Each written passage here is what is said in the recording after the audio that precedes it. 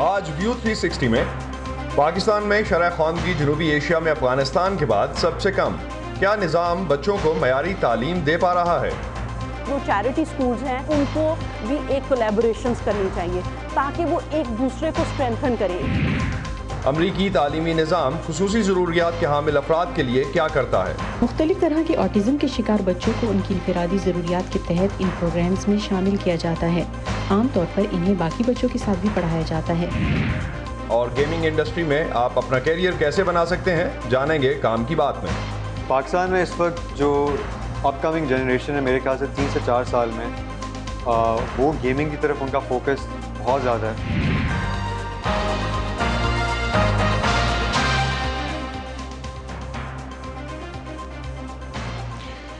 Voice of America Washington studios میں آپ سب کو خوش آمدید. آپ دیکھ رہے ہیں پروگرام ویو 360 اور میں ہوں اسد اللہ خالد.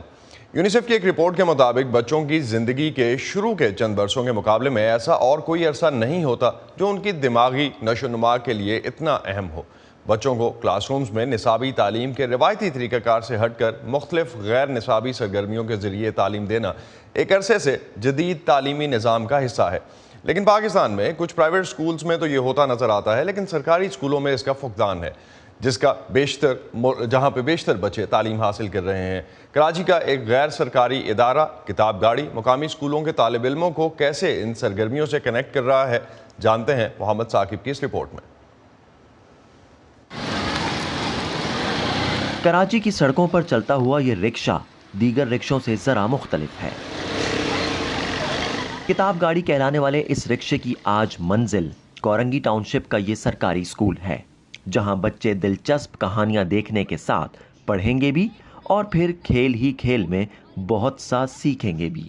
ایسی کمیونٹیز میں جاتی ہے جہاں پر لائبریری یا پڑھنے کی کوئی خاص سہولت نہیں ہے. اس رکشے کو ہم لوگوں نے کتاب گاڑی بنایا ہوا ہے اور وہ ایسی جگہ پر جاتی ہے جہاں پر کوئی لائبریری نہیں ہوتی اور بچے وہاں پر بیٹھ کے کتابیں پڑھتے ہیں، کتابیں گھر لے کر جاتے ہیں. ریڈنگ بہت ہی اہم کمپوننٹ ہے، چاہے وہ بیسک ایجوکیشن کی ہم بات کریں پرائمری لیول کی، تو وہیں سے بچہ سیکھتا ہے. اور ریڈنگ کی اگر اسے عادت ہوگی تو اس کی نالج اسٹرینتھن ہوگی، نالج بڑھے گی، ایک بڑا تھریش ہولڈ ہوگا، اس کی کوگنیشن بڑھے گی. لیکن اس طرح کی ایکٹیویٹیز مسلسل ہونی چاہیے. 2 مہینوں میں لاکھوں لوگ اپنی نوکریاں کھو بیٹھے. ادارہ تعلیم و آگاہی نے کتاب گاڑی کا یہ سلسلہ لاہور اور پھر کراچی میں چند سال قبل شروع کیا تھا، جس کا مقصد ان شہروں کے کم آمدنی والے علاقوں میں بچوں کی پڑھائی لکھائی کی صلاحیت کو بڑھانا ہے. 1 2 لیکن اس کتاب گاڑی میں صرف کتابیں ہی نہیں بلکہ مختلف سرگرمیوں اور ڈاکومنٹریز کی مدد سے بچوں کو ایک وسیع دنیا سے روشناس کرایا جاتا ہے. شطرنج، لوڈو، اسکریبل جیسے بورڈ گیمز کے ذریعے ان کی سوچنے اور عمل کرنے کی اہلیت کو بھی پروان چڑھایا جاتا ہے. کچھ بورڈز گیمز کھیل رہے ہوتے ہیں بچے، اس پہ بھی انہیں بہت مزہ آ رہا ہوتا ہے. کچھ کلرنگ چل رہی ہوتی ہے. ایک ہمارا سینما گھر ہے اس کے اندر، وہ ہم لرننگ بیسڈ اس میں ویڈیوز دکھا رہے ہوتے ہیں بچوں کو تاکہ انہیں مزہ بھی آئے اور کچھ سیکھنے کو بھی ملے. ساری ایکٹیویٹیز کا مقصد یہ ہے کہ بچے ذرا اپنی نصابی سرگرمیوں سے ہٹ کے یا نصاب سے ہٹ کے کچھ کریں، پڑھنے والی کوئی چیز کریں، ان کو پڑھنے کا شوق ہو، ریڈنگ کرنے کا شوق ہو. تو بچوں کو پتہ چلے سٹوریز کیا ہوتی ہیں، سٹوریز پڑھتے کیسے ہیں، ان کو پڑھ کے کیا ہوتا ہے، تاکہ وہ سٹوریز پڑھیں گے، خود بھی لکھیں گے. ان سے وہ 10 کویشچنس بھی آگے کرتے ہیں، کہانی سنتے ہیں، کہانی پڑھتے ہیں. لیکن کتاب گاڑی اور اس کے ذریعے بچوں کو میسر آنے والی سرگرمیاں اس جیسے سکولز کا مستقل حصہ نہیں. ان کے لیے دوسرے وسائل کے ساتھ اساتذہ کی تربیت کی بھی ضرورت ہے. اگر ہم اپنے ٹیچرز کو اچھی ٹریننگ کراتے ہیں اور جیسے کہ ٹیکنالوجیکل، پیڈاگوجیکل یا ان کے کنٹینٹ نالج کو اور انہانس کرتے ہیں، کیپیسٹی بلڈنگ ان کی ہوتی ہے، ایکٹیویٹیز مختلف جو ہیں وہ ان کے ذریعے سے اور ڈیجیٹل ایکوپمنٹ کے ذریعے سے اگر وہ کلاس روم میں اپنی لیسن پلاننگ کرتے ہیں اور ڈیلیور کرتے ہیں اپنی نالج، تو بچوں میں اسٹرینتھن ہوگی نالج. اس پروجیکٹ سے منسلک رضاکاروں کی رائے میں ایسی سرگرمیاں بچوں میں سماجی اور جذباتی سمجھ بوجھ پیدا کرنے کے ساتھ ان کی تخیلاتی صلاحیتوں کی بھی بھرپور نشو و نما میں مدد دے سکتی ہیں. بچوں کا کانفیڈنٹ لیول ایسے ہوتا ہے کہ ہم انہیں فری ہینڈ دے دیتے ہیں کہ آپ خود کریں، آپ خود پڑھیں. ابھی ہم نے ایک بچے کو بلایا تھا، وہ بچہ بہت اچھے سے انجوائے کر کے دوسرے بچوں کو سنا رہا تھا. تو اس میں بچے کوئی شائع نہیں ہوتا، کوئی گھبراتا نہیں ہے، سب اپنی مرضی سے کھیل رہے ہوتے ہیں. کسی کو کوئی قید نہیں ہوتی کہ آپ نے یہی کرنا ہے یا یہ نہیں کرنا. सब अपनी मर्जी से कर रहे हैं। स्कूलों से मुताल्लिक तहकीक करने वाली असर पाकिस्तान नामी तंजीम की ताज़ा तरीन सालाना रिपोर्ट के मुताबिक मुल्क में प्राइमरी स्कूलों में पढ़ने वाले 24% से भी कम बच्चे उर्दू पढ़ने और जमा तफरीक के सादा सवालात हल करने के काबिल हैं। माहिरीन का कहना है कि बच्चों को गैर रिवायती और खेल खेल के अंदाज में पढ़ाने से इसमें गैर मामूली और तेज़ी से बेहतरी मुमकिन है। Mohammad Saqib, voice of America, Karachi. Pakistan के तालीमी निज़ाम पे आज हम बात करते हैं। डॉक्टर हुदभॉय हमें ज्वाइन कर रहे हैं, परवेज़ हुदभॉय इस्लामाबाद से। उनसे जानते हैं कि इस वक्त जो सिचुएशन पाकिस्तान के एजुकेशन सिस्टम की है उसको वो किस तरह से ऑनवर्ड्स देखते हैं, और जो रिक्वायरमेंट्स और जितनी इस वक्त चीज़ें हो रही हैं पाकिस्तान के निज़ाम तालीम को बेहतर करने के लिए वो कहाँ तक मददगार हैं। बहुत शुक्रिया प्रोफेसर हुदभॉय। सबसे पहले तो हमें सिंगल करिकुलम के बारे में बताइएगा कि अभी रिसेंटली गवर्नमेंट ने इंट्रोड्यूस करवाया है, उसके बाद हमारे पास ऑलरेडी 3, अगर हम पाकिस्तान की बात करते हैं तो हमारे पास 3 सिस्टम्स काम कर रहे हैं। प्राइवेट स्कूल्स भी हैं, हम उनकी कैटेगराइजेशन में नहीं जाते, गवर्नमेंट स्कूल्स हैं, एंड देन मदारस हैं। इन तीनों का ऑलरेडी जो निज़ाम है उसको ये हेल्प आउट करेगा सिंगल करिकुलम, या और कॉम्प्लिकेट कर देगा? देखिए, कहने को तो बात बड़ी अच्छी है कि अगर एक ही निसाब हो तो सारे बच्चों को एक ही तरह के मौके मिलेंगे, लेकिन इसमें कोई हकीकत नहीं है। सिर्फ आप निसाब बदल कर बराबरी नहीं पैदा कर सकते। कोई स्कूल ऐसे हैं जहां बच्चे टाट पे बैठे हैं और ऐसे स्कूलों की अक्सरियत है। तो दूसरी तरफ जो मुतवस्सित तबके के बच्चे हैं उन्हें भी कुछ ना कुछ स्कूलों में मैसर होता है, और जो बालाई तबके के हैं उनके पास तो HSN कॉलेज और बीकन हाउस और सिटी स्कूल जैसे इदारे हैं। तो बहुत बड़ा फ़र्क है, और सिर्फ निसाब तब्दील करके आप ये बराबरी नहीं पैदा कर सकते। लेकिन असल बात यह है कि जिस किस्म का निसाब अब पढ़ाया जाएगा इन तमाम स्कूलों में, उससे एक मदरसा जैसा माहौल बन रहा है। तमाम स्कूलों को मदरसे बनाने की कोशिश की जा रही है। यहाँ तक कि इस वक्त पूरे पंजाब में मैजिस्ट्रेट और जज पुलिस के साथ निकले हुए हैं ये देखने के लिए कि वहाँ कुरान से हो रही हैं कि नहीं, और क्या ठीक तरह से कुरान पढ़ाया जा रहा है कि नहीं। और अब ये पिछले दिनों की बात है कि ज़ोहर की नमाज भी हर स्कूल के ऊपर लाजिम कर दी गई है। तो अब पहले ही बच्चों ने कुछ बहुत ही कम सीखा है स्कूलों के अंदर, उनकी रियाजी, उनके पढ़ने लिखने की सलाहियतें बहुत महदूद हैं। अब तो और भी कम हो जाएंगी, क्योंकि इतना सारा वक्त उन्हें मजहबी मामलात के ऊपर सर्फ करना होगा। प्रोफेसर, एक चीज on the side lines of this, इसी की एडिशन में अगर हम एक और एंगल को देखें, तालीम की जो क्वालिटी है उसके हवाले से भी काफ़ी हम बात करते हैं। तो तख्लीकी सलाहियतों को आपको लगता है कि कोई हमारा सिस्टम सपोर्ट कर पाता है, या क्या ऐसी चीज़ हो सकती है कि बच्चों की तख्लीकी सलाहियतें उसमें प्रमोट हो सकें, उजागर हो सकें? अब तख्लीकी सलाहियतें कैसे उजागर हो सकती हैं कि अगर आप इस पे इसरार करेंगे कि हर बच्चा रटे, और इतना ज़्यादा ज़ोर हाफिज़े पर दिया जाता है हमारे स्कूलों के अंदर कि तख्लीकी सलाहियतें तो दूर की बात होकर रह जाती हैं। जो सादा सी चीज़ें हैं, सिर्फ पढ़ना, सिर्फ लिखना, सिर्फ 2 जमा 2 जमा करना सीखना, ये जो बेसिक स्किल्स हैं वो भी हमारे बच्चों में नहीं है। और बच्चों को छोड़िए, हमारे असातिज़ा जो इन स्कूलों में पढ़ाते हैं, exactly coming to that very point. एक चीज़ मैं लास्ट पे आपसे जानना चाहूँगा, हायर एजुकेशन के इश्यूज़ भी अपनी जगह पे हैं, हम अभी स्कूल्स को तो एक तरफ रख भी दें, तो हायर एजुकेशन में असातिज़ा की जो मेरिट पे भर्ती है, जो जिस तरह से भी असातिज़ा उसमें आते हैं, तहकीक है, एक बड़ा ब्रॉड सब्जेक्ट है ये पूरा। अगर हम इसको देखते हैं तो इस पर सबसे ज़्यादा तवज्जो किस चीज़ पर देने की ज़रूरत है हायर एजुकेशन के सिस्टम में? एक ही चीज पे कि क्या वो उस्ताद, वो प्रोफेसर अपने मजमून पर कुछ जानता है कि नहीं, क्या उससे नाबलद तो नहीं है। आप किसी भी प्रोफेसर से कहें किसी यूनिवर्सिटी में कि वो अपने मजमून के किसी खास हिस्से पर एक लेक्चर दे, खुले आम लोगों के सामने ऐसे लोग जो उस मजमून से कुछ ना कुछ वाकफियत रखते हैं, तो मैं दावे से कह सकता हूं कि 90% आपके प्रोफेसर वो लेक्चर दे नहीं पाएंगे, उस पर रजामंद भी नहीं होंगे, इसलिए कि वो प्रोफेसर बन गए सिर्फ पर्चों की बुनियाद पे। बहुत शुक्रिया आपका इस हवाले से हमसे बात करने का। ख़ासतौर पे प्रोफेसर लुत्फ़ भाई कह रहे थे कि असातिज़ा का जो मामला है वो सबसे पहले हल होना चाहिए और ऐसे प्रोफेसर्स या ऐसे उस्ताद होने चाहिए जो अपने सब्जेक्ट पे कमांड रखते हों। बहुत शुक्रिया प्रोफेसर लुत्फ़ भाई आपका हमसे बात करने का। पाकिस्तान में सरकारी स्कूलों की जानिब से आजकल मुफ्त खाना देना जो है उसकी वजह से भी कुछ हद तक कोशिश की जा रही है तालीम और किताबों के साथ साथ कि किसी तरह से बच्चों को वापस एजुकेशन सिस्टम में लाया जा सके। यूनिसेफ की जो रिपोर्ट है उसकी अगर हम हालिया लेटेस्ट नंबर्स उसके अगर हम देखते हैं तो उसमें तकरीबन 22.8 मिलियन किड्स जो कि तकरीबन 2 करोड़ 28 लाख बच्चे बनते हैं वो पाकिस्तान के निज़ाम तालीम में स्कूलों से बाहर हैं। उनको स्कूल्स में लाने के लिए डेफिनेटली जो हमारे ट्रस्ट्स हैं और जो रिफाही इदारे हैं वो काफ़ी हद तक काम कर रहे हैं।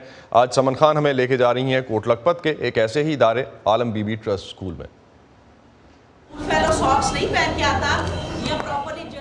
मिलिए लाहौर की मुसन्निफ़ा डॉक्टर फराह दीबा अकरम से, जिन्होंने कच्ची आबादियों के बच्चों की ज़िंदगी पर तहकीक के दौरान एक बच्चे को टॉफ़ी देने की कोशिश की तो जवाब में बच्चे की पढ़ाई की ख्वाहिश ने ऐसे मुतासिर किया कि 16 साल पहले 19 साल की उम्र में एक फलाही स्कूल की बुनियाद रख दी। हमारे पास 150 से ज़ायद वो बच्चे हैं जिनके घर में 24 घंटों में एक बार खाना बनता है और दूसरा मील उनको स्कूल से मिलता है। हम इन्हें सेहत की सहूलत भी देते हैं ताकि ये अच्छी सेहत होगी तो फिर ही रोज़ स्कूल आ सकेंगे। 2005 में 60 बच्चों से शुरू होने वाला सिलसिला अब लाहौर और मुरीदके में तकरीबन 1000 बच्चों की तालीम और सेहत की ज़रूरियात पूरी कर रहा है। मेरे अबू सब्ज़ी का काम करते हैं और हम 6 बहन भाई हैं। ऐसे फ्लाई स्कूल ही होने चाहिए कि बच्चे गरीब पढ़ सकें, वरना हम तो पढ़ ही नहीं थे सकते, हमारे पास इतने पैसे नहीं थे। हमारी मम्मा ने यही कहना था कि चलो हमारे पास पैसे नहीं हैं और आप लोगों ने पढ़ के क्या करना है। वो माएँ जो बेचारी परेशान होती हैं बिल्कुल ही, जिनके शौहर का नाकाम होते हैं, तो वो फिर ट्रस्ट स्कूल को ही ढूंढती हैं कि कोई ऐसा स्कूल हो जहाँ पे मेरे बच्चों को हर चीज़ की सहूलत मिले। डॉक्टर फराह समझती हैं कि तालीमी ज़रूरियात पूरी करने के अलावा बच्चों को स्कूल भेजने पर आमादा करने के लिए वालिदैन की काउंसलिंग भी ज़रूरी है। स्कूलों के माहाना 25 लाख के अखराजात मुखय्यर अफराद की मदद से पूरे होते हैं, लेकिन फंड रेजिंग के अलावा चैलेंजेस और भी हैं। सबको होता है कि किसी अच्छे इंस्टीट्यूट में पढ़ाएं जहां सैलरी भी बहुत अच्छी हो। नो डाउट हम कोशिश करते हैं जो हमारी टीम है उसको हम जितना अच्छे तरीके से अपने फंड्स में फैसिलिटेट कर सकें वो करें। तो वो स्टाफ को ढूंढना, फिर उसको ट्रेन करना और उनकी ट्रेनिंग ऐसे करना कि ये एक डिफरेंट विजन है तालीम और तरबियत। यहाँ पढ़ने वाले बच्चे खुश हैं कि वो किसी तफरीक के बगैर यहाँ पढ़ रहे हैं। मुझे बहुत डर लगता था किसी से बात करते वक्त, मैं बहुत घबराती थी कि कोई मुझे डांट देगा मैं अगर किसी से कोई बात करूंगी। लेकिन स्कूल में आने के बाद स्कूल ने मेरी बहुत ज़्यादा हौसला अफजाई किया, मुझे कॉन्फिडेंस दिया कि हमें अब डरना नहीं चाहिए किसी से। हम जो भी कह रहे होते हैं एक बार हमें अपनी बात दूसरे से शेयर कर लेनी चाहिए। आलम बीबी ट्रस्ट अपने तालिब इल्मों को स्कूल के बाद कॉलेज और यूनिवर्सिटी तक तालीम जारी रखने में मदद करता है। हमारे घर वाले में कोई भी मैट्रिक के बाद आगे नहीं पढ़ा, लेकिन मैं वाहिद हूँ जो आगे पढ़ रही हूँ। जिनके पेरेंट्स खुद नहीं पढ़े होते हैं उनके लिए यही होता है, ख़ास तौर पे लड़कियों के लिए, कि उन्होंने ना ज़्यादा से ज़्यादा शादी के बाद बस खाना बनाना है। डॉक्टर फराह कहती हैं कि ख़वानदगी की शरह बढ़ाने के लिए फलाही इदारों के सिस्टम में भी बेहतरी की ज़रूरत है। जो चैरिटी स्कूल्स हैं उनको भी एक कोलैबोरेशंस करनी चाहिए ताकि वो एक दूसरे को स्ट्रेंथन करें। अगर किसी एक स्कूल के पास वसाइल कम हैं और दूसरे स्कूल के पास ज़्यादा हैं तो उनके साथ शेयर कर लें। तो जितना आप नेटवर्किंग और कोलैबोरेशन से काम करते हैं उतना उसका इम्पैक्ट ज़्यादा अच्छा आता है। गैर सरकारी तंजीम की रिपोर्ट द मिसिंग थर्ड के मुताबिक पाकिस्तान में 5 से 16 साल उम्र के तकरीबन 32% बच्चे तालीम से महरूम हैं। यही वजह है कि माहिरीन तालीम फलाही तालीमी निज़ाम को खुशाइन करार देते हैं, क्योंकि तालीम तक रसाई सबके लिए आसान होगी तब ही तालीम पर सबका हक मुमकिन हो सकेगा। समन Khan, voice of America, Lahore. اور اب بات کرتے ہیں کچھ امریکہ میں تعلیم کی. امریکہ میں اسپیشل ایجوکیشن جو ہے خاص طور پہ ان بچوں کے لیے جو کہ اسپیشلی ایبلڈ ہیں یا جنہیں ہم ڈسیبلڈ کے نام سے بھی مختلف ٹرمز اس حوالے سے یوز ہوتی ہیں, متعدی امراض کی جو روک تھام کا ادارہ ہے امریکہ میں centre for disease control CDC, اس کے مطابق 26% امریکی آبادی جو ہے وہ جسمانی یا ذہنی معذوری کا شکار ہے, جس میں سے 5% بچے ہیں. 1975 میں ایجوکیشن فار آل ایکٹ جو منظور ہوا, اس کے مطابق جتنے بھی سکولز امریکہ میں ہیں جن کو وفاقی فنڈنگ ملتی ہے ان پہ یہ لازمی ہے کہ وہ اپنے بچوں کو جو ان کے سکولز میں پڑھ رہے ہیں دن میں ایک دفعہ کھانا مہیا کریں. اب اس طرح کی ایکٹیویٹیز کس طرح سے پورے اسکول سسٹم کو اور بچوں کو ہیلپ آؤٹ کر رہی ہیں کہ وہ اپنی تعلیم جاری رکھ سکیں, سعدیہ زیب رانجھا نے اس حوالے سے ایک رپورٹ بنائی ہے, آئیے دیکھتے ہیں. یہ سیم ہیں جنہیں بچپن ہی سے اپنے بڑے بھائی زیک کی طرح لکھنے پڑھنے اور بات سمجھنے میں دشواری کا سامنا رہا, لیکن اس کے باوجود اس وقت وہ نہ صرف ہائی اسکول میں پڑھ رہے ہیں بلکہ آئس کریم کی ایک دکان پر کچھ گھنٹے کام بھی کرتے ہیں. اسکول کے خصوصی پروگراموں کی وجہ سے میرے دونوں بچوں میں بہت بہتری آئی ہے, خاص طور پر سیم میں جس نے ان پروگرامز میں شامل ہونے کے ایک ہفتے کے اندر بہت اچھا رسپانس دینا شروع کر دیا تھا.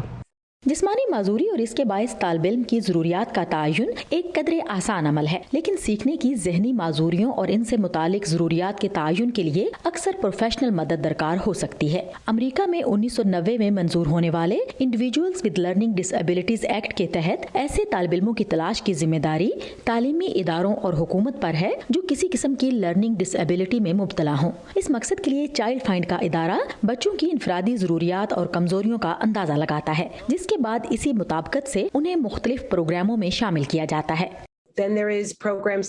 مختلف طرح کے آٹزم کے شکار بچوں کو ان کی انفرادی ضروریات کے تحت ان پروگرامز میں شامل کیا جاتا ہے. عام طور پر انہیں باقی بچوں کے ساتھ بھی پڑھایا جاتا ہے, بس کچھ گھنٹے الگ سے انہیں خصوصی توجہ دی جاتی ہے. تاہم آٹزم کے شکار بچوں کی ضروریات کو دیکھتے ہوئے ان کے لیے الگ سے کلاس رومز کا اہتمام بھی کیا جاتا ہے. اسپیشل بچوں کے لیے پروگرامز میں سے ایک آٹزم سے شدید طور پر متاثرہ بچوں کے لیے مخصوص ہے, جو کنڈرگارٹن سے 6ٹھی جماعت تک ہوتا ہے, جس میں ان بچوں کو عام بچوں سے الگ سے تعلیم دی جاتی ہے اور یہ باقی بچوں سے لنچ اور بریک کے دوران ہی مل پاتے ہیں. نکول زوپین سمجھتی ہیں کہ اسکول کے ساتھ والدین کو بھی ایسے بچوں کے لیے خصوصی کردار ادا کرنے کی ضرورت ہوتی ہے, اور اسی لیے 80 کی دہائی میں ریاست ورجینیا میں آٹزم کے شکار بچوں کے والدین نے POAC یعنی parents of autistic children nova کے نام سے ایک گروپ تشکیل دیا. سوزن ایڈجرٹن اس گروپ کی صدر ہیں.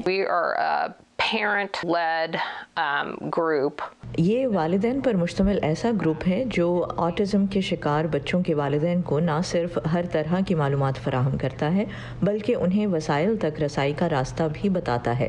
ہمارا یہ سینٹر فیئر فیکس کاؤنٹی کے ساتھ مل کر کام کرتا ہے. اس سے آپ کو یہ سکون بھی ملتا ہے کہ آپ اکیلے نہیں ہیں.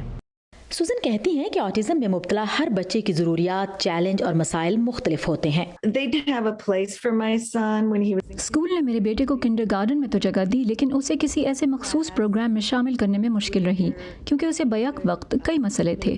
بڑے گروپ میں وہ خوف زدہ رہتا تھا، چیخنے لگتا، بھاگتا اور چھپ جاتا تھا اور بالکل توجہ مرکوز نہیں کر پاتا تھا. جب اسکول کسی بچے کو اس کی ضرورت کے مطابق وسائل فراہم نہیں کر پاتا تو انہیں اسکول کے ساتھ منسلک اسپیشل ایجوکیشن کے پرائیویٹ اسکولز میں بھیجا جاتا ہے. صرف ریاست ورجینیا میں ہی نہیں بلکہ پورے ملک میں ان خصوصی اور انفرادی ضروریات رکھنے والے بچوں کو پڑھانے اور ڈیل کرنے کے لیے تربیت یافتہ اساتذہ کی انتہائی کمی ہے.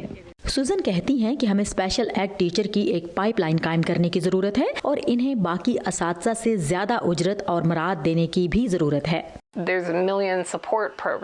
یہاں اس ملک میں لاکھوں ایسے سپورٹ پروگرام ہیں جو خصوصی بچوں کی انفرادی ضروریات کو مد نظر رکھ کر تشکیل دیے گئے ہیں اور بہت ہی مفید ہیں، لیکن اکثر ہم انہیں فار گرانٹڈ لیتے ہیں.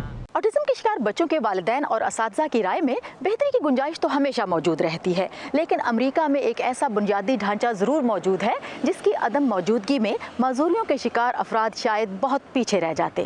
Sadia Zeb Ranjha, Voice of America, Washington.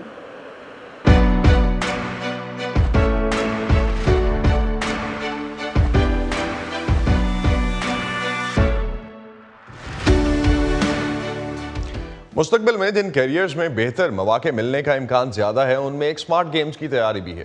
Pakistani developers کافی عرصے سے یورپ اور امریکہ سمیت دیگر ممالک کے لیے گیمز بنانے والی کمپنیز کے ساتھ کام کر رہے ہیں اور اب دنیا بھر میں گیمنگ انڈسٹری کو فروغ مل رہا ہے. اسی کو دیکھتے ہوئے پاکستان میں بھی گیمز ڈیزائننگ کے شعبے پر کام شروع ہو گیا ہے. نوید نسیم لاہور سے ہمیں بتا رہے ہیں کہ پاکستان میں اس شعبے میں کیسے تعلیم دی جا رہی ہے. دنیا بھر میں اسمارٹ گیمز کی ڈیمانڈ میں اضافہ ہو رہا ہے. گیمز اور ای سپورٹس کی دنیا پر نظر رکھنے والے پلیٹ فارم نیوزو کا اندازہ ہے کہ گلوبل گیم انڈسٹری کا حجم سن 2025 تک $25 ارب سے بڑھ کر $200 ارب سے زائد ہو جائے گا. اب ہر ایک کے ہاتھ میں فون آ چکا ہے. گیمنگ انڈسٹری بہت بڑی ہو چکی ہے. کچھ ایریاز میں تو یہ کہ وہ انٹرٹینمنٹ انڈسٹری کو بھی اوورٹیک کر چکی ہے. دونوں اس طریقے سے مل گئی ہیں کہ بہت مشکل بتانا ہے یہ چیز کہ کس فرینچائز کی فلم کہاں ختم ہوتی ہے اور گیم کہاں سے شروع ہوتی ہے. یہ کون سی فرینچائز گیم سے شروع ہوئی تھی اور اینڈ پہ فلم بن گئی. جو پینڈیمک ہے اس نے بہت زیادہ ایکسپیڈائٹ کیا. اس کی ریزن یہ ہے کہ گیمنگ انڈسٹری جو ہے وہ پوری دنیا میں بہت بوم کیا اس نے, اور وہ ہمیں بہت ایکسائٹنگ لگا. اور پاکستان کے اندر اسپیسیفکلی میرے لیے بھی بہت ایکسائٹنگ چیز تھی یہ دیکھنا کہ کچھ گیمز جو تھی اسپیسیفکلی انہوں نے بہت پرفارم کیا. میرا پروسیس اس میں مطلب آئی ٹوک inspiration from my favourite series جو لارڈ آف دی رنگز تھی. پاکستان میں گیم ڈیزائننگ کے شعبے میں اسپیشلائزیشن کروائی جا رہی ہے جو کہ کمیونیکیشن ڈیزائن میں 4 سالہ ڈگری کے آخری سال میں کی جاتی ہے. اس کے بعد کسی گیمنگ اسٹوڈیو کا حصہ بن کر کریئر کا آغاز کیا جا سکتا ہے. اینیمیشن میجر رکھنے کے بعد جب میں گریجویٹ ہوئی تو میں نے مارکیٹ میں جابس وغیرہ کے بارے میں پوچھنا شروع کیا تو I got to know about game designing اور مجھے یہ کافی انٹرسٹنگ لگی. تو وہ جو میں نے جتنا بھی پڑھا وہ مجھے کافی ہیلپ کر رہا ہے اس انڈسٹری میں. گیم ڈیزائننگ ایک وسیع شعبہ ہے اور اس کے کئی پہلو ہیں, لہٰذا اگر آپ کو اینیمیشن یا کوڈنگ میں دلچسپی نہیں تب بھی یہ فیلڈ آپ کے لیے ہو سکتی ہے. جب آپ آج کل کے میڈیمز کی بات کر رہے ہیں کوئی بھی چیز علیحدہ سے ایگزسٹ نہیں کرتی. گیم ڈیزائن میں میوزک کا بھی تعلق ہے, گیم ڈیزائن میں آرٹ کا بھی تعلق ہے, گیم ڈیزائن میں اس دنیا کو تخلیق کیسے کرنا ہے سافٹ ویئر یا کمپیوٹر کے اندر اس کا بھی تعلق ہے. لیکن سب سے زیادہ ضروری چیز یہ ہے کہ اس کو تخلیق کرنے کا آئیڈیاز کہاں سے آئیں گے, وہ کہانیاں کہاں سے آئیں گی. پاکستان میں کئی چھوٹی بڑی کمپنیاں بین الاقوامی گیمنگ انڈسٹری سے منسلک ہیں اور کئی برسوں سے امریکی اور یورپی اسٹوڈیوز کے پروجیکٹس میں حصہ لے رہی ہیں. پاکستان سافٹ ویئر ہاؤسز ایسوسی ایشن پاشا کے مرتب کردہ داد و شمار کے مطابق پاکستان میں گیمنگ انڈسٹری $50 ملین کا زر مبادلہ ملک میں لائی, جبکہ پاشا کے مطابق اس وقت پورے ملک میں 100 سے زائد گیمنگ اسٹوڈیوز کام کر رہے ہیں. پاکستان میں اس وقت جو اپ کمنگ جنریشن ہے میرے خیال سے 3 سے 4 سال میں وہ گیمنگ کی طرف ان کا فوکس بہت زیادہ ہے, اور ان کی جو میرے خیال سے مائنڈ سیٹ بھی ہے اور کریٹیوٹی ہے وہ اور بہتر ہوتی جا رہی ہے. اینڈ مجھے اس سے 10 سال میں بھی نظر آ رہا ہے کہ اس سے بھی بہتر ہو جائے گی. لہٰذا اگر آپ میں سیکھنے کی لگن ہے تو اس شعبے میں تخلیق کی کوئی حدیں نہیں ہیں. 3 سے 4 سال بعد میں ادھر سے مطلب کافی کچھ سیکھ کے جاؤں گی, کیونکہ میں ابھی اسٹیج اے پہ تھی جہاں پہ جب میں آئی تھی, تو آئی بلیو کہ اب میں بی پہ ہوں, اور 3-4 سالوں تک آئی بلیو کہ FE تک تو جانا ہی چاہیے. اگر آپ کو ویڈیو گیمز کھیلنے میں دلچسپی ہے تو ماہرین کا مشورہ ہے کہ ایک قدم آگے کا سوچیں, کیونکہ باقاعدہ ڈگری حاصل کر کے گیمنگ انڈسٹری کا حصہ بننے والوں کے لیے آنے والے برسوں میں بہت امکانات ہوں گے. نوید نسیم, وائس آف امریکہ, لاہور. اسی پر ختم کرتے ہیں آج کا ویو 360. اسٹے سیف, اور پروگرام پر اپنے فیڈ بیک کے لیے آپ آ سکتے ہیں facebook.com/VOA اردو کے پیج پر. اس کے علاوہ ٹویٹر اور انسٹاگرام پر ہمارا ہینڈل ہے @urduvoa. اب تک کے لیے اتنا ہی. اسد اللہ خالد کو اجازت دیجیے. خدا حافظ.